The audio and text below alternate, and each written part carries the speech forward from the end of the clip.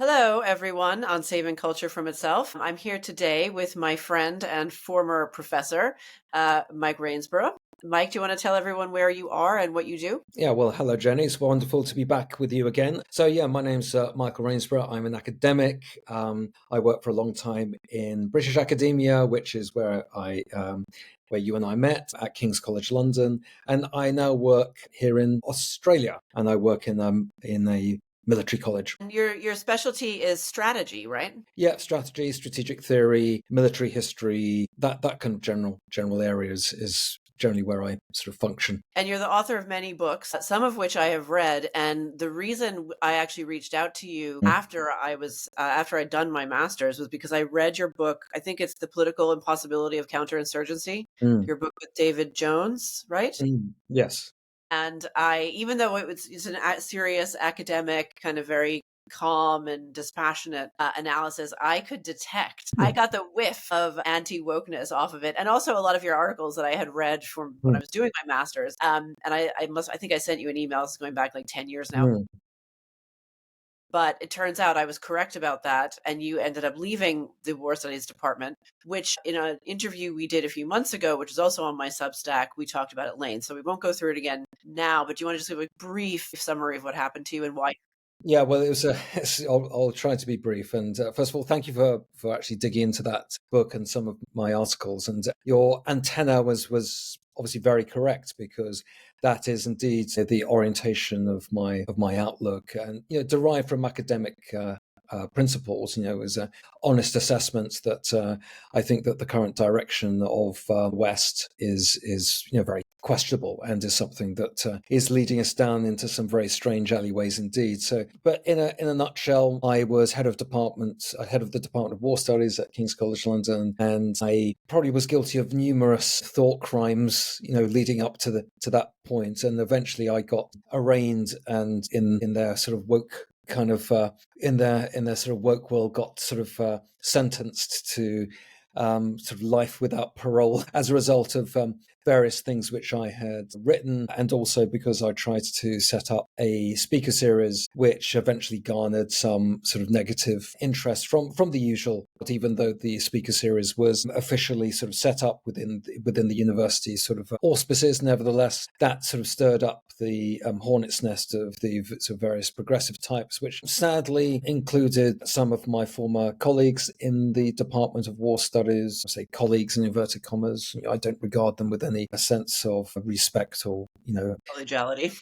Yes, exactly. And so, trying to cut a long story short, I was sort of pushed out of my role as head of department. And frankly, having that experience, having gone through that experience, frankly, I lost all respect for the institution. I lost all respect for quite a lot of my sort of former colleagues.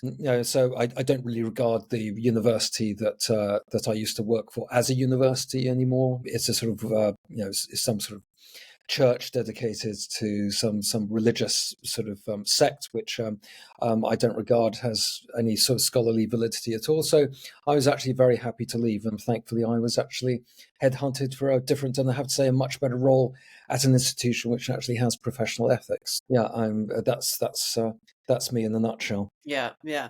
Well, we're going to be talking about one of your former colleagues who I believe is still someone you look up to or respect, David Betts, and his work Mm, recently about the potential for a civil war. mm, But before we go into that, I wanted to talk about, because it's on topic, a thing I saw yesterday or the day before, maybe 2 days ago, um, on Instagram. The EU Commissioner for Crisis Management and Emergency Preparedness, whose name I've forgotten yet again. I just remembered and then I forgot again. Anyway, it doesn't matter her name. She did an Instagram reel in the style of like the Vogue. There's a Vogue series, What's in My Purse, where, Gwyneth Paltrow or Anna Wintour will sit in a nicely lit studio with their, Birkin bag or whatever the hell expensive mm, purse, and then take out the things that they keep and they carry around with them. And I actually quite like those little things because I'm like a little female magpie. Like, I like to know little trinkets. Anyway, but this one was what the EU Commissioner for Crisis and Emergency Preparedness keeps in her purse that would basically allow her to survive the first 72 hours of a crisis. And it had the same cutesy tone as, Anna Wintour showing you her sunglasses. But the things this woman is pulling out of her bag are water, medications, tools like a Swiss Army knife. All the while, this cutesy ragtime music is playing in the background. And my jaw just really dropped. I mean, there is no bottom to these people. Mm. I've been following this stuff for over 10 years, and I never cease to be shocked by their awfulness. And just to treat something so serious as, the explosion of a war or some kind of infrastructure crisis as this sort of cutesy fashion statement. I mean, to say it's in bad taste is really What did you think was the? Did you detect any sort of, I say, subtext? Doesn't sound very subtle actually, but yeah. nevertheless, what was your sort of underlying sort of sense of what was going on there? They want a war to happen, and they're getting psychologically and emotionally Mm, prepared. What is it called? Predictive programming? It was very mm, predictive programming sort of thing, like, "Oh, yeah. look, I mean, civil war, but make it fashion." I mean, just absolutely Manufacturing consent. It's the classic. It's the yes. And sure enough, the same day, and maybe it was probably rolled out as part of the same PR campaign very deliberately, I would imagine. There's headlines across mm, outlets. The EU would tell citizens to be prepared for 72 hours of mm, um, like emergency, with no lights, no water kind of thing. yeah, Stockpile. They're telling people to stockpile. And the EU is telling its citizens to stockpile, which yeah. then leads us on to Betts and his very alarming and very interesting interview that he did about a month ago with Louise Mm. Perry. What were your thoughts on what are your Well, I mean, quite a lot since. I mean, perhaps I could begin with the personal, which is that, as you say, David Betts was a former colleague of mine in the Department of War Studies at King's. He was perhaps the person I was most in tune with in terms of how we sort of saw things and analysed things. I mean, I did have several very decent colleagues at King's who I would regard as people who I would genuinely respect. And David was certainly one of those people. And he is somebody who is, I think, extremely scholarly, serious, and also, and I mean this with all sincerity, very principled as well. And he was the person. He was actually my very trusted sort of deputy head of department when I was head of department, and he was very, very good in his role. And he and I initially began to explore some of these themes around civil war and dirty war in the West, or certainly in Britain. And the proximate reason why I got into so much trouble as head of department was as a result of an article that he and I co-wrote, which was called Britain's Road to Dirty War. And that came out. It was published by the Bruges Group. This really sort of what year was uh, that? Sorry to interrupt. 20 that'd be January 2019.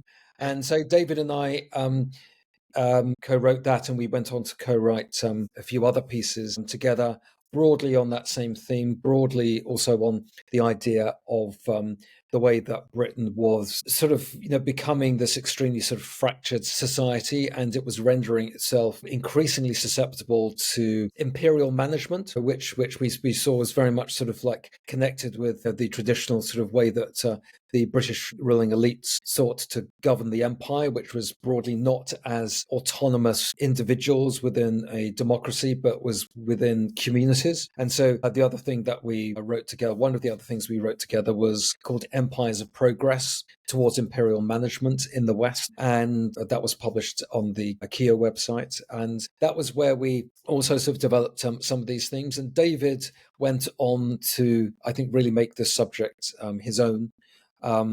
He went off and did a lot of the heavy lifting in terms of crunching the data, and he produced a couple of articles on this theme, which have gained him notoriety. I think good for him. Can I simply say that I think he deserves all the notoriety and credibility that he is being given, because I think that he is a very good scholar, and he's somebody who's actually got the data, got the wherewithal to actually express his thinking in a very sort of coherent way, which does suggest that there is a real problem, on the horizon in this country in particular. Sorry, it's in this country. I'm saying Britain. In Britain in particular, broadly speaking, in the West, which, to use his term, is if you look at all of the sort of metrics and the way things are going, to use his terms, Britain is explosively configured for civil war. Now, I don't know whether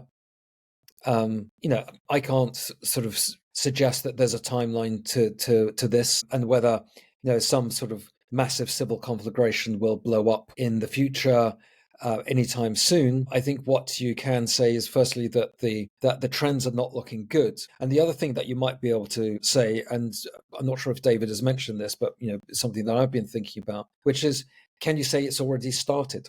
Mm-hmm. Can you say that, for example, the attacks, the bombing, shooting, stabbings, which have occurred over recent years in Britain, actually for quite a long time now, and various elements of the emerging counter reaction are also the initial stages of that. One of the things that David, he's very much he's very much the specialist now on this idea of emergent sort of civil war in the West. I like his idea, which is that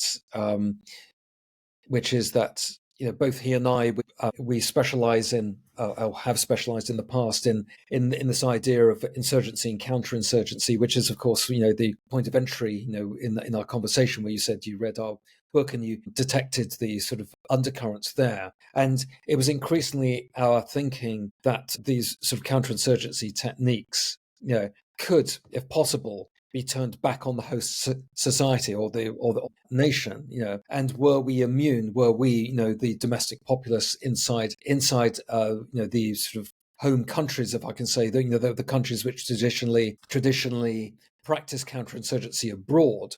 There's nothing to say that these sort of techniques could not be practiced internally. And we spoke last time we met about our mutual sort of experiences of living and working in Northern Ireland, and that is something which was certainly very much impacting on my way of thinking, because you actually have a direct historical experience inside the UK, which shows that this sort of thing, not only can you have explosive configurations, obviously inside country, you can also have the various techniques which were used to suppress that. And so my particular sort of specialization in terms of dovetailing with David's work was, my particular area of interest was in the notion of dirty war. So I very much theorized about that. So up until that point, dirty war was something which was basically just a journalistic slang term.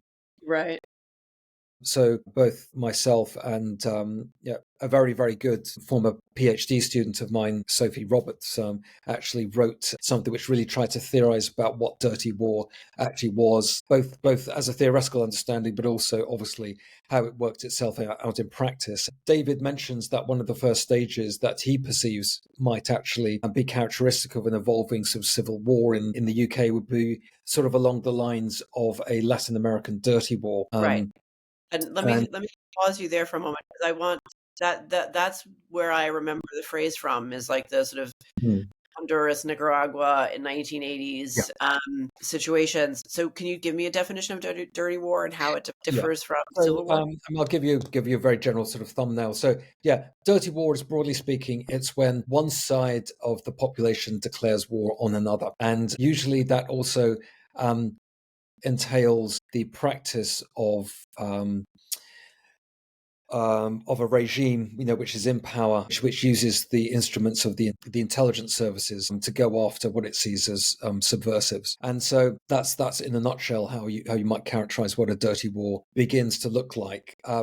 The actual derivation of the term, we're not quite sure how the term actually has arisen in popular discourse or public discussion. It's the earliest that we were able to sort of push it back to. We think it derives from the Spanish Civil War. So there's this phrase, I think, guerra sucia, I think, which means dirty war. And we think you can first trace its origins there. It also has a French term, la sale guerre, which might have its origins in Algeria, in the Algerian War, but it was certainly sort of made very, it was certainly a very, the actual term was principally derived from what happened in Latin America from the late 1960s onwards, but particularly in Argentina after the military regime took over, even before the military regime took over, but after the military regime took over in 1976, and Right. essentially ran a program of um, secret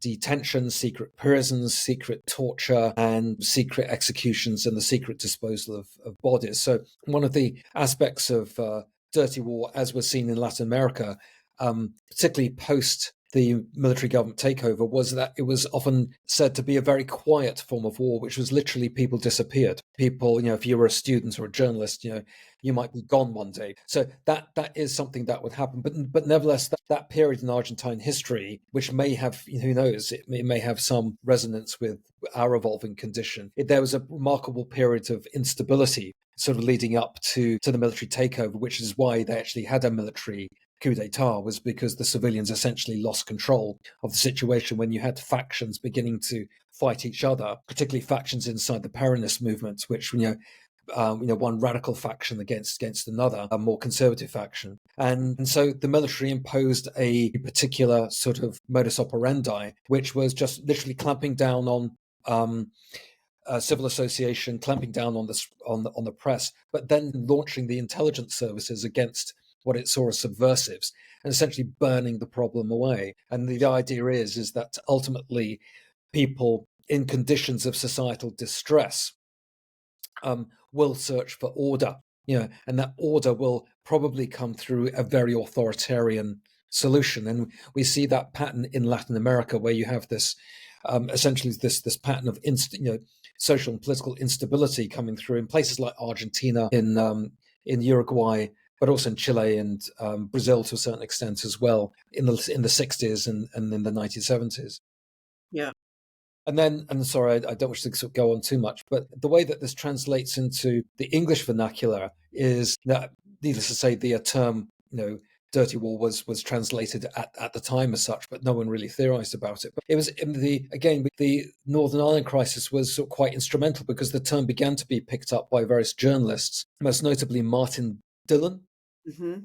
who wrote a book, Dirty War, about the sort of nefarious sort of intelligence-related sort of practices that went on, basically between the evolving intelligence war in Northern Ireland, which is a fascinating story in itself, incidentally, which was taking place between the paramilitaries and the British state. And so, but nevertheless, it was just a journalistic term, really, until, well, sorry, I don't wish to blow my trumpet, but until Sophie and I, began to sort of try to put it under the theoretical microscope and try and draw out what it actually meant, Right.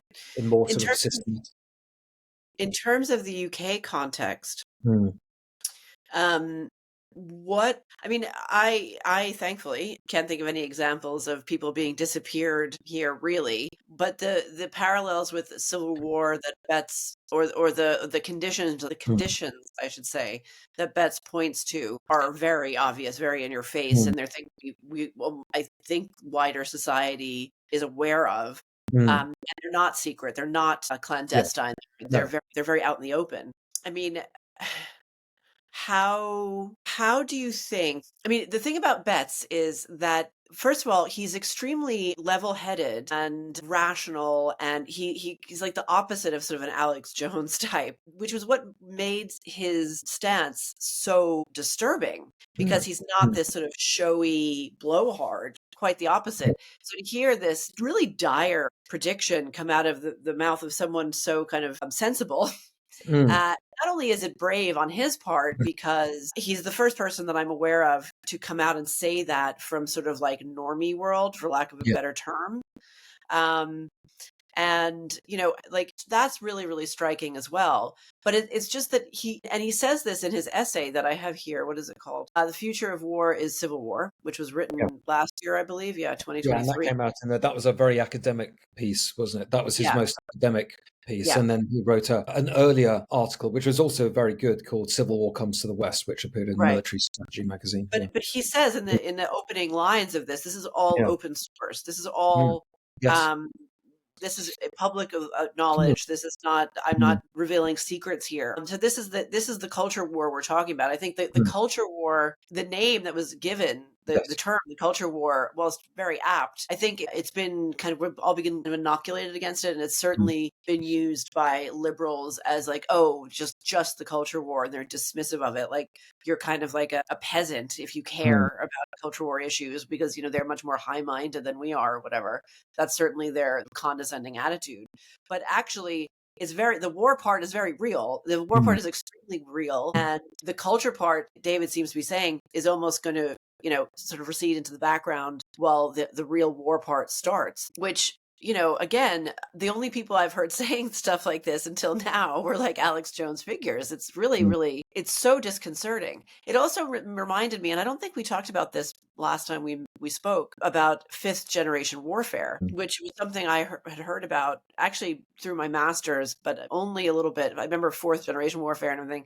And the fifth gen warfare concept, which was mentioned on Robert Malone's Substack a couple of years ago, is about this sort of the war of perception and the war of information. Yes, certainly. But there's a quote somewhere in there that but American general said, practice at its highest form, fifth generation warfare is indistinguishable from magic, which I think mm, a lot of people might roll their eyes, but to me, that really resonates, because we're living through this period of collective derangement that's unlike mm, anything that I've seen in my lifetime. mm, I'm not saying it never happened before in the history of man, but it's certainly not happened in my lifetime. And this thread of the culture being so rapidly warped that we all feel like we're living in a hall of funhouse mirrors, and mm. then it meets this Clown world, right? yes, clown Yeah, world, right. yeah, yeah. And then it meets this Right. concept of David is explaining here, that of these conditions. What did you say? The explosive configuration. Those are all things we can see. These are just these are all tributaries that are Mm. running into the same sort of gushing river. What is to be done? Yeah, yeah. Well, yes, it's a big thing, isn't it?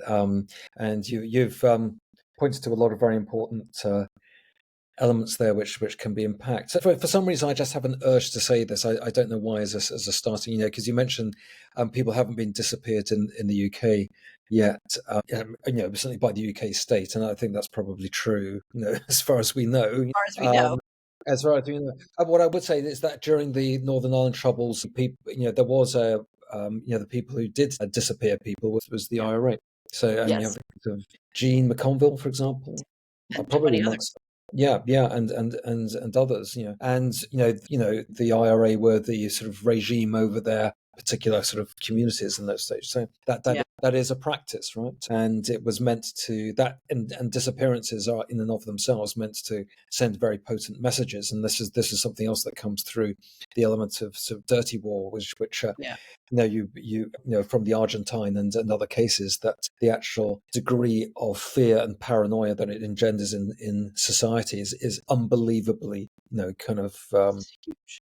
huge, intentionally so, right? So leaving that, I don't know why. I just thought I'd just sort of, No, I'm glad you brought it up, actually, because I thought the same thing when I was saying it. But the reason that's so interesting, though, is because in the insurgency paradigm, mm, the IRA were the insurgents, not the mm, state mm, counterinsurgents.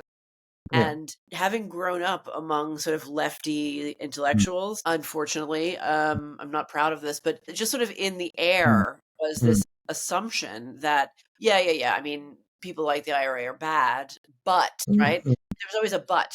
And there yeah, was always that, like, well, I mean, who can blame them? It's sort of the root causes yeah, nonsense that, yeah, absolutely, yeah, yeah, you're and very, yeah, and again, yeah. Sorry, don't carry on, no, please. I mean, that's it. So Yeah, it's interesting that yeah, this concept of the making people disappear, which was done very effectively by the dictatorship of mm, in mm, Argentina, mm, actually was being done by the supposed good mm, guys, and I'm obviously putting mm, that in gigantic mm, scare quotes because they were not good mm, in any mm, way, who were terrorizing essentially their own population to keep mm, them in line.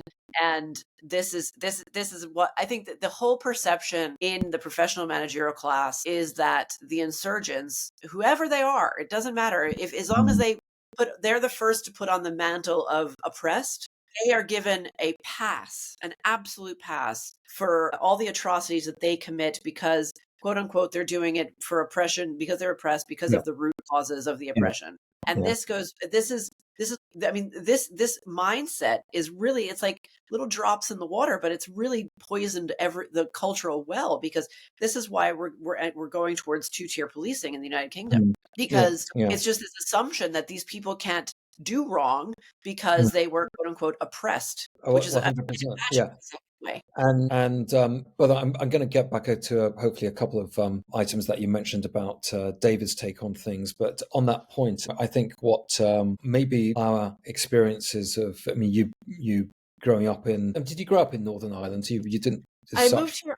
I Yeah. visited a lot as a kid, and then I moved here at 15. So I was living here in this when the first ceasefire was announced and all But that. you were certainly, as a result of family, you were very much acculturated to the whole sort of Yes, whatever wants to sort of call it, the sort of milieu, the political milieu that yes, sort of surrounded the whole Northern Ireland crisis. As I was doing my studies, and I think that was very good training ground actually in sort of detecting the. Well, I would say the pre-woke rhetoric, which actually sort of often yes. rotated around and these sorts of discussions, because I did my doctoral work was on the military strategy of the Irish Republican movement. It's very interesting because it tried to discern what the IRA was seeking to do with its violence, and it was taking this very much this David Betts approach, which is this very calm, clinical, scholarly approach to try to just uncover what the IRA, what Irish republicanism thought it was meant to be doing with the instrument of violence. And the interesting thing was that when the book got reviewed, interestingly, I think it got reviewed in Anphoblacht, which is the Wow. Irish Republican. It got actually quite positively reviewed, and that was because um, it was accepting the IRA as a strategic actor. In other words, that it had Right. agency, and that it was thinking about what it was doing. Yet the book got, very, very sort of, kind of, it made, I don't know what you call lefty nationalist Republican types who weren't, strictly speaking, kind of close to the IRA. It drove them wild. But, it made them incredibly angry because it suggested that the violence was the product of conscious thought as opposed to a reflex of oppression. Right. The IRA, the Irish Republicans, Irish nationalists, whoever, they're driven to it as a result of, intolerable British oppression. And in other words, it's like, well, Irish Republicans don't actually have agency; they're just sort of Right. tools of historical forces, and they're almost lashing out in this manner. And so it's actually very interesting, to actually be, to actually, begin to sort of sense that this was the evolving paradigm, which was to sort of burst forth into sort of full flourishing, as it were, Yes. in the sort of arguably the 2020s. It was all there in the Northern Ireland crisis, Yes. and Yes. so I think you have something to say. You sound Yes. No, it just reminded you me. inside. You know what it reminds Yeah. me of is John McKinley's book, not the Gulag Archipelago, the Insurgency Archipelago, Yes. and Yeah. his incredible phrase talking about the diaspora. And he's applying this to the Irish Republican movement as well as the Palestinians and other Islamists.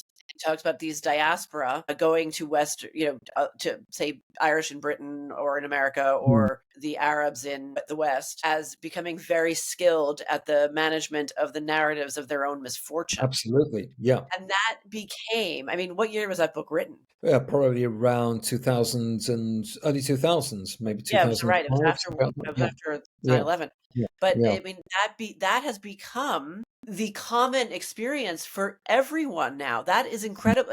Like even teenagers on TikTok are doing that. Do you know what Yeah. I mean? This is leaked. The virus has escaped the lab. Mm. I mean, these things that were once niche academic pursuits or very contained, Yeah. grubby little wars, like the conflict was here, Yeah. and had very little real relevance to the rest of the UK, even Mm. parts of Yeah. Belfast where it was irrelevant. Literally, Yeah. that's how localized it was. It was. Yeah. It is now, I mean, it's like they set up the paradigm under which we now all live. It's Mm. insane. Mm. Very much so. Yes, it is remarkable how we've got to this stage, and I think what just going back to some of your earlier sort of comments about David's work, which is that people like David and myself, we were sort of onto these things, and I mean, I was David Martin Jones, and I were also sort of very much speaking in quite a direct way about these sorts of brewing things from the arguably the late 90s onwards. But of course, we if you were a voice in the wilderness at this time, and as you say, you've come out of this, or I, in my case, you've come out of this quite sort of niche conflict, which although some people have a profound interest in it, nevertheless, the wider British polity, as you rightly say, was not particularly interested. It was it's sort of key interest with respect to the Northern Ireland crisis was to actually Yeah. keep it at arm's length and make sure that it didn't really escape into the wider sort of political sort of discourse and domain, which it did, on occasions. Yeah. Nevertheless, I think that was the overarching goal of the ruling sort of the ruling orthodoxy, was to sort of, so as you rightly say, it was very much bottled up. And it was only sort of like niche, sort of nerdy Yeah. people like me, who are sort of like Yeah. interested, in, and and we could very much see this. David Martin Jones and I, for example, we could very much see the sort of parallels and the sort of straws in the wind. But of course, you're talking into the void, aren't you? Until and again, this is something that David, I think, very usefully brought up. It's this night, I think he called, is it the post normalcy? He said, or the normalcy bias, or something like that. That Yeah. people, there's a term which I'm more familiar with, which is called post-normal lag, which means that people only really wake up to what's going on around them when things get really, really bad. Until Yeah. that, the frog can be sort of slowly boiled, and you can slowly sort of see things getting worse and worse and worse. And if you're alive to that, as people like yourself and myself and some of my, and David, both David, my friend David Martin Jones, and my other friend David Betts, we were alive to those things, and we could see them bubbling through to the surface. But of course, until things get pretty bad, a lot of people won't listen, because they Right. they just get on with their lives. And so Right. the Possible. idea ultimately of post normal lag is that um, if people will only truly wake, even now, they'll probably only truly wake up, not until the problem, you know, um, enters through knocks on the door and enters their living room, but will go and squat in the kitchen and slap them in the face, and whatever, and that's the time when ultimately people will sort of start, God, as you say, post normal lag, that things have got so sort of like uncontainable, so intolerable, that they will realize that they are in this sort of like surreal, obviously not normal situation, and that is going to be a moment of clarity, I guess. Yeah, not a good one.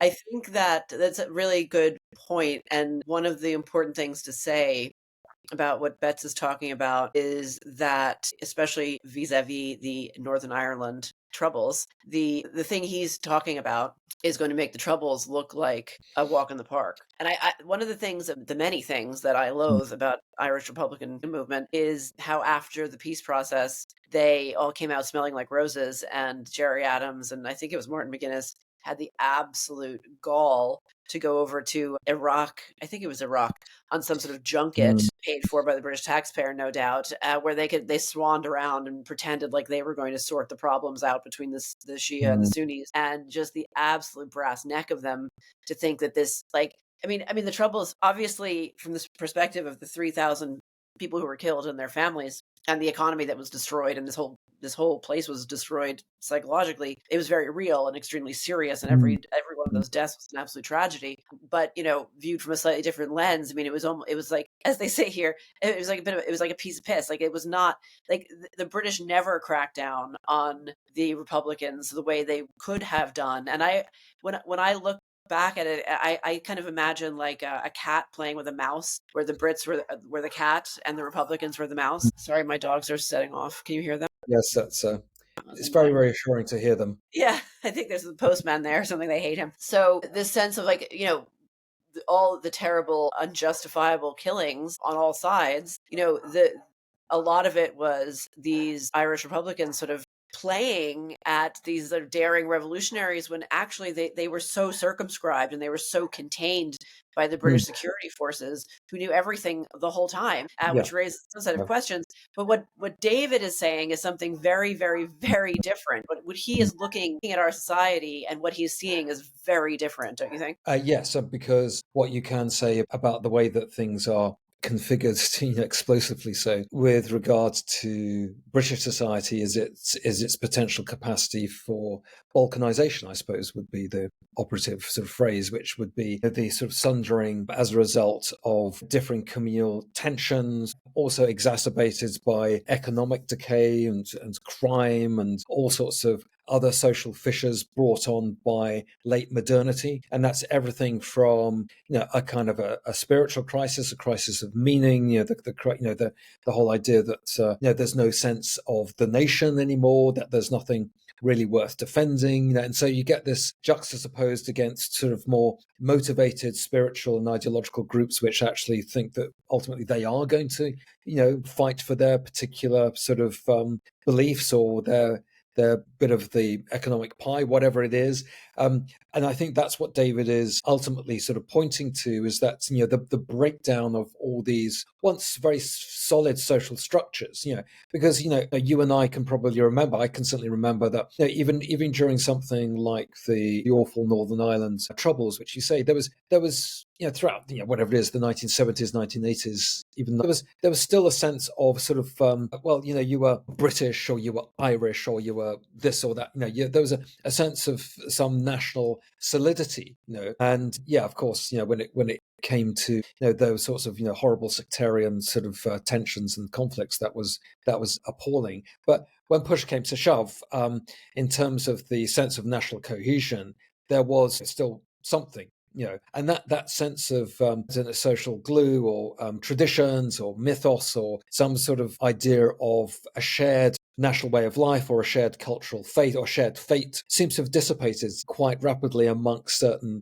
significant sections of the population. And I think what the other thing which David is pointing to is, and again, it's interesting you highlight the way that he is approaching this in a very, very calm, reasoned, scholarly manner, which is hopefully what benefit and value people like us bring. On occasions, don't always think that scholars do bring, a lot of value in quite a lot of ways. But I think when it's done right, which I think David has, he can really be very, very salutary in his approach, which actually slowly and systematically peels away the layers of reality which have, are to be confronted, and this is what we seem to be kind of dealing with, the realities of sort of multicultural breakdown, also where the elites, if they haven't actually intentionally engineered the situation for whatever reasons, certainly don't know how to cope with it.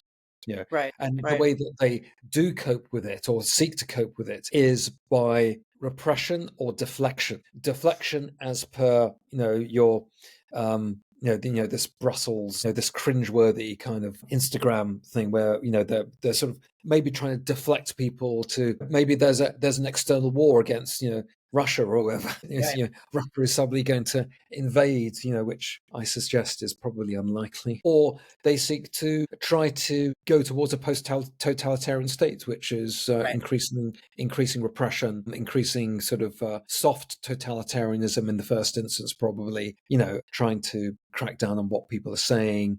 But Two-tier policing, I think, is also very much a characteristic. But it's actually a unique characteristic, I think, of this sort of late modernity sort of breakdown of multicultural societies, all part of a potential sort of post-imperial management sort of system, where you basically try to stave off the inevitable of these communities eventually coming to blows, and you hope you can do it from a paternalistic, quite authoritarian sort of position, which may have kind of worked once and ultimately for a fairly contained period of time during the period of empire.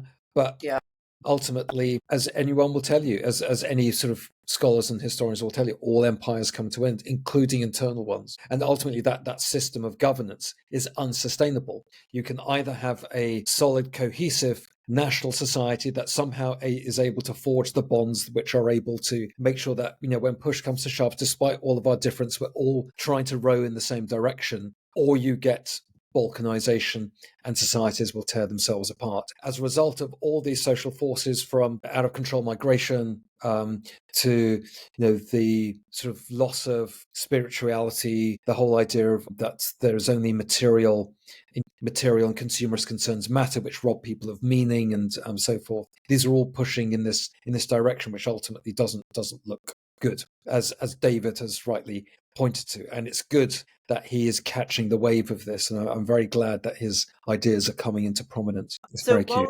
while we're on the topic, I wanted to read some of Betts's essay, "The Future of War is Civil War." One of the quotes I that really jumped out at me last night was he writes, quote, "The coming clash represented on a national map is going to look like a flaming and bloody jigsaw puzzle, with the lines tearing through cities and towns and neighborhoods." So again, like, this is somewhat similar to what happened in Northern Ireland, but like you mentioned correctly, with the obvious exception of the Catholic Protestant divide, it was actually very homogenous. I mean, compared to what Britain looks like today, I mean, in terms of diversity, we're talking profoundly different ways of being, really. We are. I mean, and I think that's that's the most sort of mild way of putting it. But if you look back on the last 10 years of terrorism, going back further, maybe 15 years, basically since, Al-Qaeda, then morphing into ISIS, the ratcheting up of brutality and cruelty to an almost sort of like theatrical, satanic, Marquis de Sade level. You're talking about profound cultural differences, to Yeah. be So polite. yeah. And if you add war, if you add actual, concerted violence as opposed to opportunistic street fighting, you're looking at a really horrifying picture. It's certainly not a very pleasant prospect that seems to be in store. And again, I can only reiterate what I think.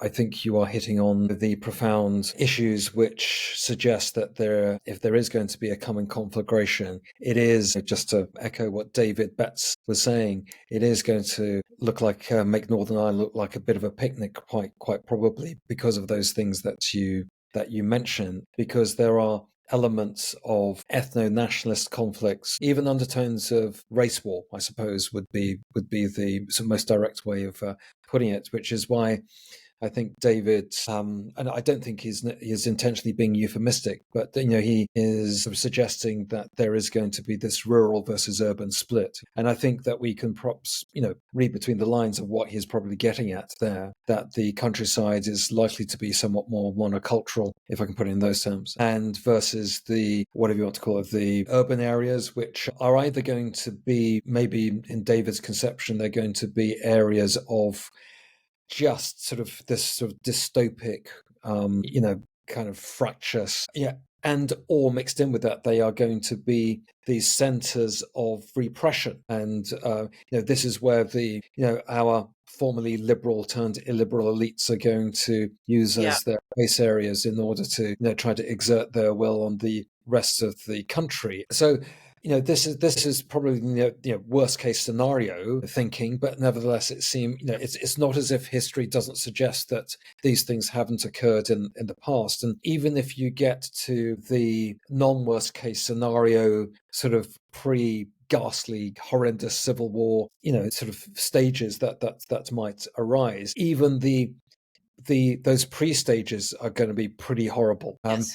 As we know from the whole Northern Ireland sort of crisis, is that even though there are going to be areas which might be relatively unaffected, there's going to be a whole sort of subtext of communal suspicion, communal antagonism, paramilitary groups, which take it into their own sort of hands to, as they would see it, fight on behalf of their communities and their community interests, and and that lays the path of all sorts of kind of horrendous it's a horrendous prospect. And I think, what, again, just to echo what I said perhaps right at the beginning, you could say that there are early indications that that war has already started. Well, yeah, that's what I was going to say. Those conditions have already been met.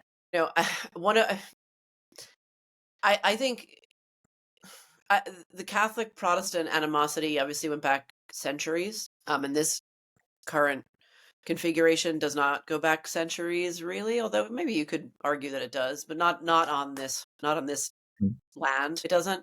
Although the grudges against the British certainly go back centuries, so that's probably the same. One of the things that I find, one of the things you notice when you even even a cursory glance, resentments build up over unfair treatment. I mean, that is the powder that Yeah. just needs to be lit. And I mean, in the last few years, we've had so many of those. I mean, the rape gangs being one of them, Mm. obviously. And the rape gangs actually seems to have been going on since the 70s, possibly as early as the 70s, Mm. Mm. um, and extremely pervasive throughout England, and who knows where else, maybe also Scotland, maybe also Wales, I don't know. And now, and most, the most glaring one, I mean, in a way, is the Southport stabbings. And you mentioned a race war. The stabber, Axel Rugabana, it seems, was motivated by racial hatred more so than Islam. Although I know people they've Mm. found Al Mm. Qaeda materials on his computer or whatever. But he had this sort of post-colonial race hatred, desire for revenge, according to reporting. I was just yesterday following Charlie Bentley Astor's reporting from the trial. And the fact that man stabbed, like hacked to death, really in very, very violent, Mm. very gruesome ways, three little girls. And then the riots that ensued, was portrayed in the media as, look at all these racist white troglodytes. I mean, Mm. there is no bigger insult. There is no bigger insult to a community and a spirit of sovereignty and a spirit of Mm. national identity. There is no bigger insult than that. And I've been obsessing over this. In fact, I'm going to write about it this week for Spike for my Substack. This new Netflix show called Adolescence, which, in fairness to it, two people who I hold in very high regard have said is actually a really well done drama, and it's extremely well acted, and it has these nuances that are appreciated. In that the plot is a young boy stabs a classmate and kills her, and the family dynamic is loving and close. So it's like, I suppose the message is, even in close families this can happen. But of course, the boy who does the stabbing is a white boy whose father is like a white van man. I mean, they're sort of lower middle class, but like Northern English, sort of like common man. Mm. And he was motivated to do so. Guess what? By the manosphere. So Mm. I'm like outraged at this, Mm. that this is the plot. But not even a year ago, we had three beautiful little girls Mm. Mm. hacked to pieces by a second generation Rwandan who specifically wanted to kill white people. And we have our cultural producers running around being like, oh, I know, isn't that Andrew Tate terrible? Well, yes, I have no argument for me. Andrew Tate is 100% terrible. But that is not the problem. So they just keep piling on insult to injury. There's the injury, and then there's the insult. Then there's more injury, and then there's more insult, and it never stops. And Mm. this, to me, it does seem like fertile ground, unfortunately, very Yeah. unfortunately. I mean, again, just to try to put a sort of scholarly sensibility onto all that, and again, I think you're raising some absolutely key points. So David Betts uses this term, and it's drawn from the literature, the social science literature, is the notion of downgrading, which is when a population, a particular, again in this case, the majority population, feels that it is being downgraded and that it is not being respected in the way that it should be or formerly was, and that is as a result of either not being in receipt of whatever economic prerequisites it might have once enjoyed, or because it is on the wrong end of two-tier justice, because it is being disrespected in the media and in popular culture through things like where through like this Netflix program, which I haven't seen actually. I suppose what I would say here is, again, the other thing that I was going to mention in relation to what you said, which is what the regime is doing is deflecting. Yeah, so it was trying to deflect, and I think one of the key differences that is increasingly being noticed, and which is probably making you more and more angry, is because you've noticed. You notice the deflection. You notice the sleight of hand being practiced, or you notice the disjunction between the reality and the somewhat erroneous portrayal, even though it's a drama, nevertheless, that underlying it seems to be a lot of, as the phrasing goes, pro-regime narratives coming through. But those narratives, while they may be they may convince some of the population and reinforce their own sort of sense of whatever it is, guilt, or that inceldom is like the massive problem that we should all be aware of. Yeah, a lot of other people can see through it now. Maybe in a way that they couldn't in the past.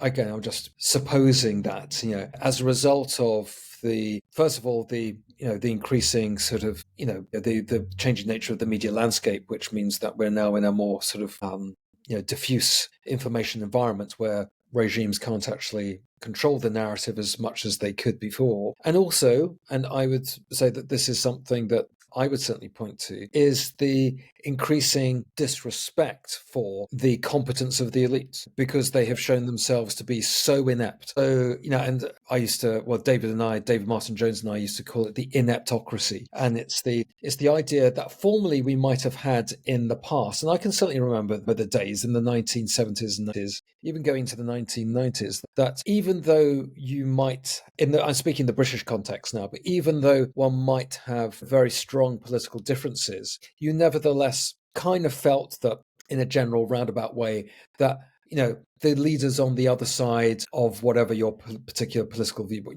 they were kind of okay. They kind of had the welfare of the country at heart. They were kind of trying to do their best, and it's the way that we look back, even those of us who might situate ourselves on the more sort of conservative ends of the spectrum, we would look back with degrees of affection and often genuine respect for figures on the left, and sometimes the really, I would say, the hard left, the palpable left, like, again, I don't agree with a lot of his stances, not least on Northern Ireland, but nevertheless, somebody like Tony Benn or Michael Foot or Peter Shaw, Barbara Castle, these people on the traditional late, who come through trade unionism, or in Tony Benn's case, had actually put his money where his mouth is and given up a peerage, and someone who respected parliamentary democracy and this sort of thing. That sort of sense that, and maybe the sense that the elites, they may be bumbling in a lot of ways, but they were not necessarily bad people or incompetent. Or whereas you get the sort of sense now that as a result of all sorts of issues we can talk about, that the political class in this country is just and again, I want to be moderate in my language, is just not very good, not very bright, not very smart. And I'm sorry to engage, because it sounds as if I'm trying to say I'm smart, everyone else is stupid kind of thing. But once you're exposed to the sort of fraudulence in a lot of contemporary academia, whereby you think, well, how did you get to be a professor? Just by mimicking the kind of fashionable orthodoxy and doffing your cap to the sort of whatever progressive consensus was, and you realize that actually the people who get up in the world these days are not those who've made it through merit or hard work or overcome difficulties necessarily. They're being people who have got up, got to where they were by essentially being regime stooges, and this is where we enter the realms, as I would see it, where you can see sort of the parallels between a society like Britain. And again, this is something that I would perhaps add on to sort of David's sort of sense of things, which is he sees things going in a particular dystopian, apocalyptic way. I suggest even before that, we are going to enter a phase of post-totalitarianism, which is what the parallels that I see between the way that the political governance of this society like Britain is going in the direction of late stage Eastern European communism, which is increasing repression. And so that's the way I would situate. Yeah. Maybe a program like Adolescence. It may have relatively high production values, but it's still sort of fundamentally late stage post-totalitarian propaganda. 100%. Which is I don't know, whatever the East European equivalent would have been in Czechoslovakia or Hungary or Poland at the time, but I'm sure you would have had, sort of, was it Radio Prague, radio dramas on, Yeah. the whatever, which would be promoting, whatever message they were trying to promote. And I mean, I don't know if you've seen The Lives of Others, which is this sort of Yes. very good Actually, I German. watched it as part of the Masters. Okay, right, yeah, Yeah. yeah. It was So, one of the, you see various inflections coming through there. These bunch of they'd like to think of themselves as dissident playwrights, but they themselves are putting on pro regime right at the beginning. yeah. The playwright who fancies himself as this quite well, and he is ultimately a bit of a dissident, but nevertheless he feels compelled to put on a lot of pro-regime sort of these pro-regime plays, which are extolling, the great workers of the German Democratic Republic, etc., etc. And so I don't want to over-analogize with Eastern Europe because I know, that analogies can actually be very misleading, but nevertheless, you can certainly see patterns. History does seem to echo, even if it doesn't repeat. Right. Yeah. Well, I completely agree with that. Actually, that's a really good. I like that comparison. But we probably should mention as well the speaking of insurgency and incipient civil war, the attacks on Teslas and Tesla dealerships and Tesla charging stations across the Mm, United States. I don't know if they've happened anywhere else outside the mm, States yet, but and in general, the reaction to the Trump presidency, which I mean, and I'm not surprised, but the hysteria has not abated. mm, If anything, it's mm, gotten far worse. But to me, the Tesla attacks are a sign of. I mean, it's like, has the insurgency already begun? I mean, I don't want to flatter them with the word insurgency because I know that they would absolutely. mm. I was going to say something quite rude. Yeah. They would absolutely love that to be given the term, the moniker of an insurgent. The last one I saw was this absolutely a man who was so morbidly obese. He couldn't, like, he was driving like a quad or like a motorized Mm, scooter or something, and he's mm, ramming into a Tesla. So I mean, mm. these guys are not exactly the Red Guard, but that to me is a canary in the coal mine. Surely. 100%. Yeah. Again, sort of just trying to connect with a couple of things that you're saying. I have a bit more to say on that. You mentioned, ultimately, this is where a culture war leads. Yes. Yeah, this is where, and I think again, David was sort of right to sort of point to that. And again, this is something that I myself also have highlighted in my sort of earlier writings, which of course people don't bother to read. Yeah. But nevertheless, I think so. What you said was that when quite a lot of the people, the sort of left-wing types, when they say, culture war is or you right wingers or whatever, you're obsessed with culture war. It's there's no such thing as culture war. That's pure. I don't know what it is. That's pure gaslighting, because anyone who's familiar with the rhetoric of and the writings and the practices of certainly the revolutionary left, but also the general sort of radical left will actually say basically that's all they ever talk about is cultural struggle. That's the whole notion of culture camp, which was it's a German sort of term and was very much picked up in sort of left wing German sort of circles. The whole Frankfurt School, whatever, that was obsessed with culture. It's obsessed with Yeah. all the way from Georgi Lukács, education. That's why they're obsessed with education. That's why they talk about that's why the whole certainly the very radical left were so in love with Mao, because he actually got up a genuine culture war. The Cultural Revolution. So they either don't know their own sort of political tradition, or they are deliberately deflecting. And so ultimately, this is what we are led to. And again, David Martin Jones and I sought to try and get into a bit of this in some of our later writings, where we see the working out of what we call a strategy of rage, which is what one of the things that certainly radical leftism seeks to engender in its followers is a sense of rage, rage against, as they would see it, injustice and whatever, and that Yeah. this then works itself out and is deliberately instrumentalized Yeah. ultimately in a violent confrontation, because ultimately the radical left doesn't believe in the stability of society. It simply sees it as a bourgeois construct, and the systems of liberal governance are merely disguises for the brute face of capitalism. and therefore they have an interest in sort of tearing that away, tearing that down, and ultimately, what's the the end goal of with their particular sort of idea, their particular strategy is ultimately to insert themselves in power, and so they will be the ones who, if they can control the movement, if they can steer the rage in a particular direction, they will be able to ride the tiger, as it were, and get into power, and they will be the ones who will then instill their authority. And that is the pattern that you see. If you look for it, you can see the pattern.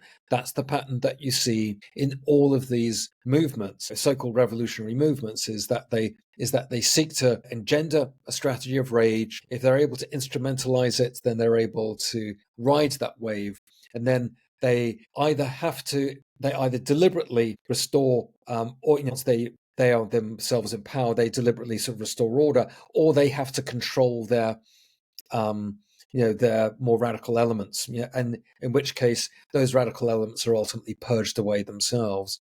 I don't know whether you can see that as a sort of a beginning, of a continuum from the Tesla attacks, all the way through to something which might be more disturbing, not least because we perhaps have a sense that the United States, the government in the United States may be far less tolerant of that kind of activity, these days. And the only thing that we, or one of the things that we scholars, I suppose, people like David Betts and I, would kind of, or one of the things we might point to, certainly I would, is that ultimately, if we go back to political theory 101, people as a whole, they ultimately want security. They want security before they want liberty, ultimately. And they will search around for the most convincing political leaders or convincing sort of political options that will give them security. And you can see that coming through from, civil wars, attempted revolutions. The reason why the Taliban, for example, won out in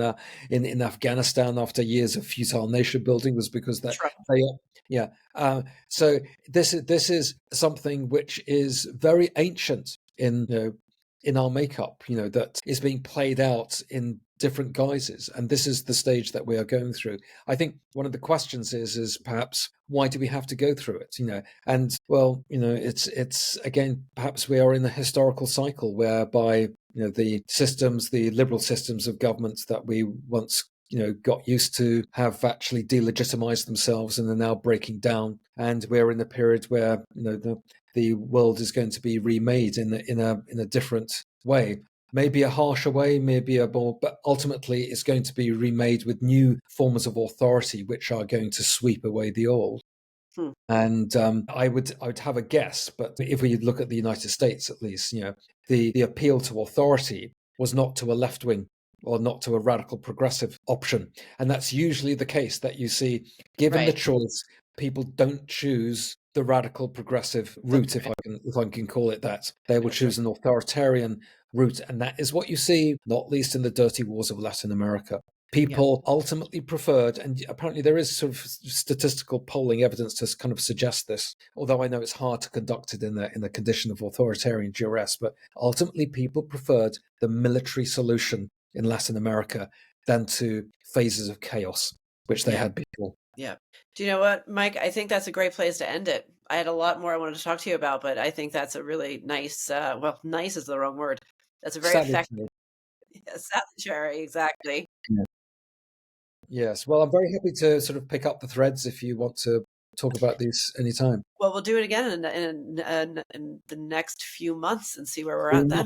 We must. Well, thank you for having me on. Thank you. And tell everyone where they can find you, your work, your writing, your anything, social media. I have a very low sort of social media profile. I am on social media, Twitter, X, but I don't actually post anything on there for a whole variety of reasons. But I'm probably going to be getting up a Substack at some point, so maybe people should just keep a lookout possibly for my work there. But I have just brought out a book, and it's called A Front Row Seat at the End of History, and you